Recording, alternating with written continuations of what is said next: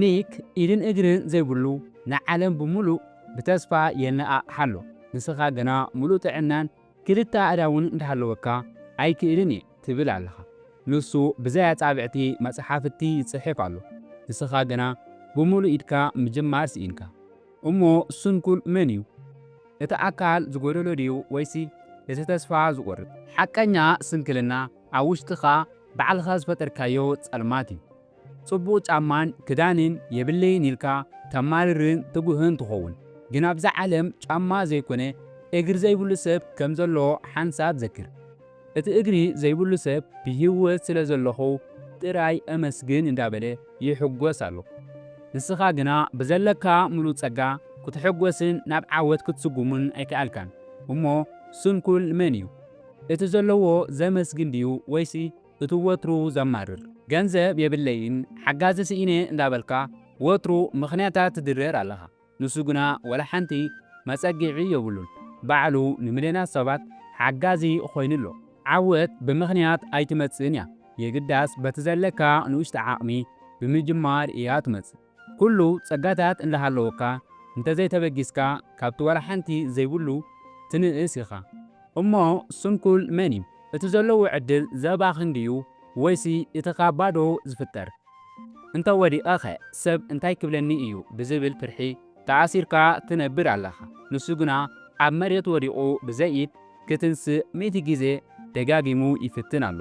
ውድቀት ማለት ካብ መሬት ምውዳቕ ዘይኮነስ ወዲቕካ ተስፋ ቖሪጽካ ምትራፍ እዩ። ብፍርሒ ዝተኣሰረ ኣእምሮ ካብ ሰንሰለት ዝተኣሰረ ኢድ ብዕጽፊ ይኸፍእ። እሞ ስንኩል መን እዩ? እቲ ብፍርሒ ደው ዝብል ድዩ ወይሲ እቲ ብትብዓት ዝወድቕ? ዓይኒ ስኢኑ ኣብ ጸልማት ዝነብር ግን ከኣ ብሩህ ራእይ ዘለዎ ኣሎ። ንስኻ ግና ጥዑይ ኣዒንቲ እንዳሃለወካ መጻኢኻ ጸልማት ኮይንካ ኣሎ። ንሱ ብልቡ እንዳረኣየ ንብዙሓት ብርሃን ኮይኑ መንገዲ ይመርሕ ኣሎ። ንስኻ ግና እንዳረኣኻ ኣብ ማእከል ብርሃን መንገዲ ትስሕት ኣለኻ። እሞ ስንኩል መን እዩ? እቲ ዓይኒ ዝጐደሎ ድዩ ወይሲ ራእይ ዘይብሉ?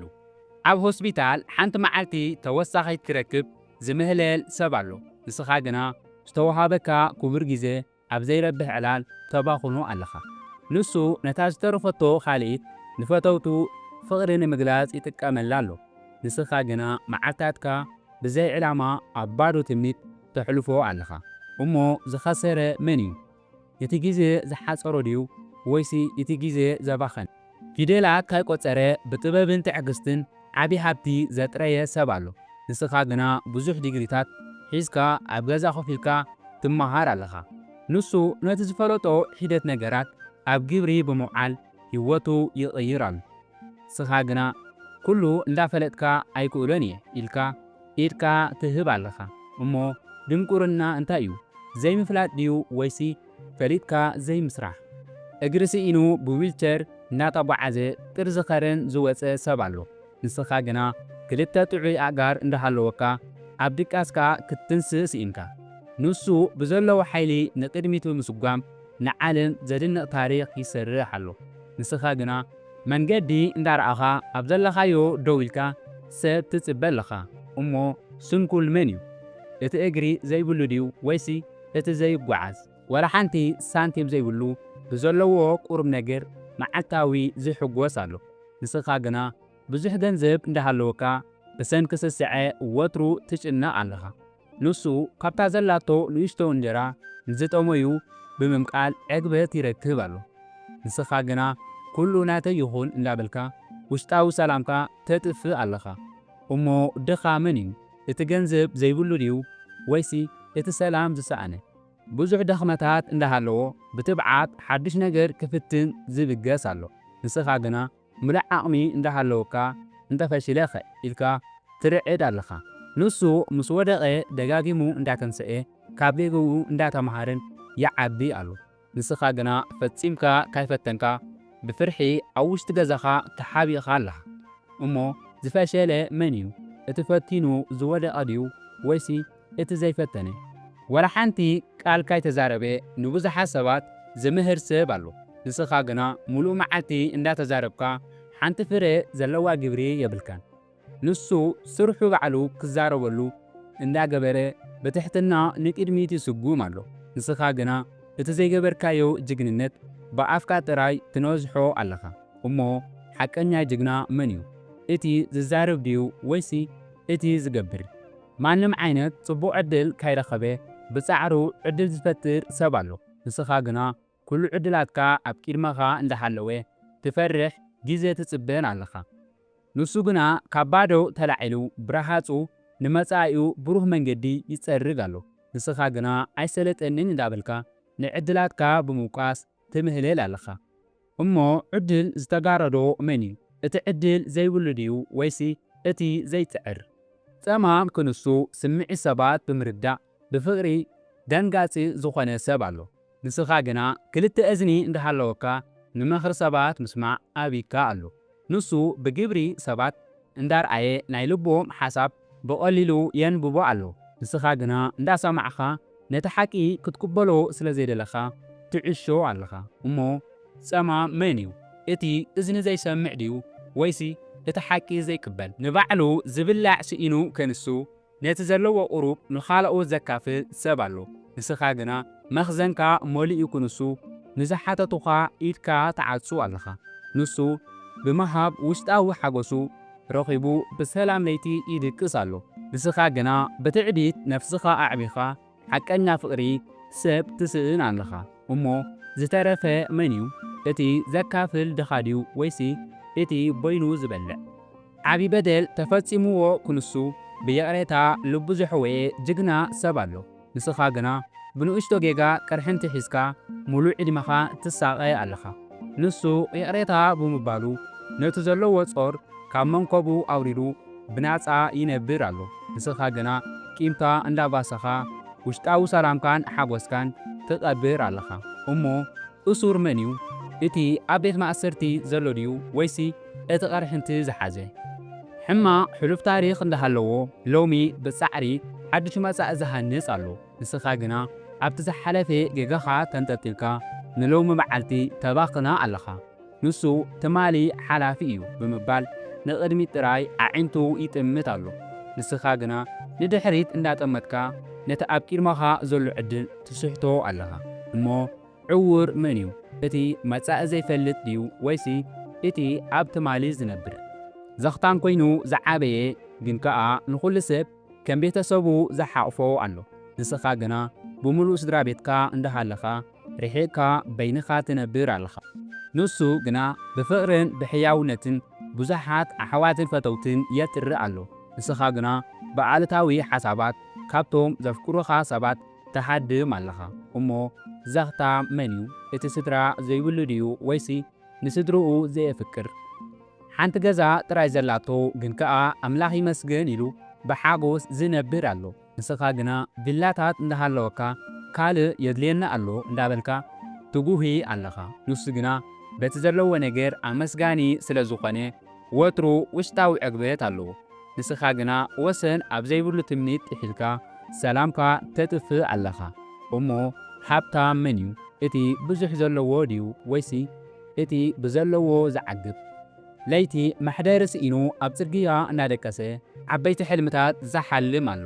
ንስኻ ግና ኣብ ሙቻ ዓራት ደቂስካ ሓደ እኳ ትርጉም ዘለዎ ሕልሚ የብልካን። ንሱ ምስ ነግሄ ነቲ ሕልሚ ጋህዲ ንምግባር ብትብዓት ናብ ስርሑ ይወፅእ። ንስኻ ግና ክሳብ ቀትሪ ብምድቃስ መዓልታዊ ዕድላትካ ተባኽን ኣለኻ። እሞ ዝደቀሰ መን እዩ? እቲ ኣዒንቱ ዝዓፀወ ድዩ ወይስ ኣእምሮኡ ዘደቀሰ? ሙሉእ መዓልቲ ብጉልበቱ ሰሪሑ ብሓጎስን ብሰላምን ዝዕርፍ ሰብ ኣሎ። ንስኻ ግና ወላ ሓንቲ ካይሰራሕካ ሙሉእ መዓልቲ ብጭንቀት ትደክም ኣለኻ።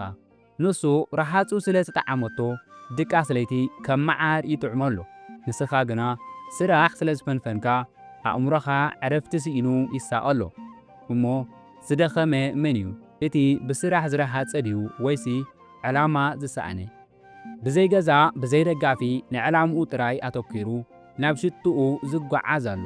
ንስኻ ግና ኩሉ መሳለጢታት እንዳሃለወካ ኣየናይ ከም ትመርጽ ሓርቢትካ ኣሎ።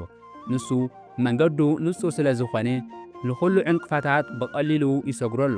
ንስኻ ግና ንፋስ ናብ ዝነፈሶ ገጽካ እንዳተዋላወልካ ህይወትካ ተሕልፋ ኣለኻ።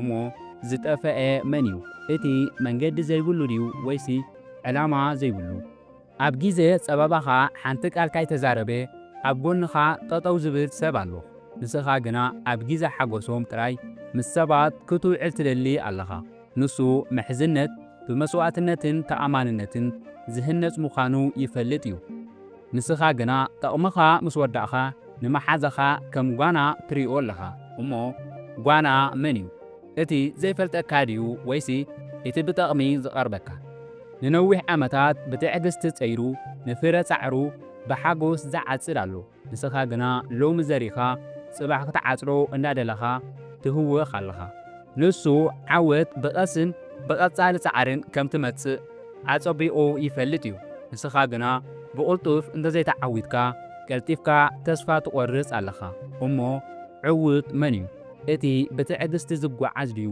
ወይስ እቲ ዝህወኽ ብዘላቶ $1 ንእሽቶ ስራሕ ጀሚሩ ናብ ዓብይ ትካል የዕብየ ኣሎ ንስኻ ግና $1000 ክሳብ ዝረክብ እንዳበልካ ዓመታት ትጽበ ኣለኻ ንሱ እታ ቀዳመይቲ ስጉምቲ እያ እታ ዝዓበየት ብምባል ይብገስ ኣሎ ንስኻ ግና ኩነታት ክሳብ ዝመዓራረ ኮፍ ኢልካ ዕድመኻ ተባኽን ኣለኻ እሞ ዝደንጎየ መን እዩ እቲ ብቑሩብ ዝጀመረ ድዩ ወይስ ዝጽበ ዘሎ ሓቂ ብምዝራቡ ግዝያዊ ጸገም ኣጋጢምዎ ውሽጣዊ ሰላም ግን ዘለዎ ኣሎ ንስኻ ግና ብሓሶት ግዝያዊ ረብሓ ረኺብካ ብሕልናኻ ትሳቐ ኣለኻ ንሱ ሓቂ ሓራ ከም ተውፅኦ ስለ ዝኣምን ንኹሉ ብትብዓት ይገጥሞ ንስኻ ግና ኣብ መርበብ ሓሶትካ ተተሓሒዝካ ምውፃእ ሲኢንካ ኣለኻ እሞ ሓራ መን እዩ እቲ ሓቂ ዝዛረብ ድዩ ወይስ እቲ ዝሕሱ ኣብ ቤት ማእሰርቲ እናሃለወ ኣእምሩኡ ብሓሳባት ናፃ ኮይኑ ዝነብር ኣሎ ንስኻ ግና ኣብ ናፃ ሃገራት እንዳነበርካ ብናይ ሰባት ርእቶ ተኣሲርካ ኣለኻ ንሱ ውሽጣዊ ስምዒቱ ባዕሉ ስለ ዝቆጻጸሮ ወትሩ ናጽነትን ሕጉስን እዩ ንስኻ ግና ሰብ እንታይ ብለኒ ብዝብል ባርነት ነፍስኻ ተሳቒ ኣለኻ እሞ እሱር መን እዩ እቲ ብሰንሰለት ዝተኣሰረ ድዩ ወይስ ብሓሳብ ሓንቲ ኢድ ጥራይ እንዳሃለወቶ ስርሑ ናይ ዕለት እንጀርኡ ዝረክብ ኣሎ ንስኻ ግና ሙሉእ ጥዕናን ሓይልን እንዳሃለወካ ብደገፍ ሰብ ትነብር ኣለኻ ንሱ ረሃፁ እንዳጠዓመቶ ብኽብረት ብርእሰ ተኣማንነትን ይጓዓዝ ኣሎ ንስኻ ግና ስራሕ ንዕካ ንሕልናኻ ንኽብረትካን ትሸጦ ኣለኻ እሞ ድኻ መን እዩ እቲ ቁሩብ ዝረክብ ድዩ ወይስ ስራሕ ዝንዓቕ ኣብ ማእከል ከቢድ ጸገም ኮይኑ ንኻልኦት ናይ ተስፋ ብርሃን ዝህብ ኣሎ ንስኻ ግና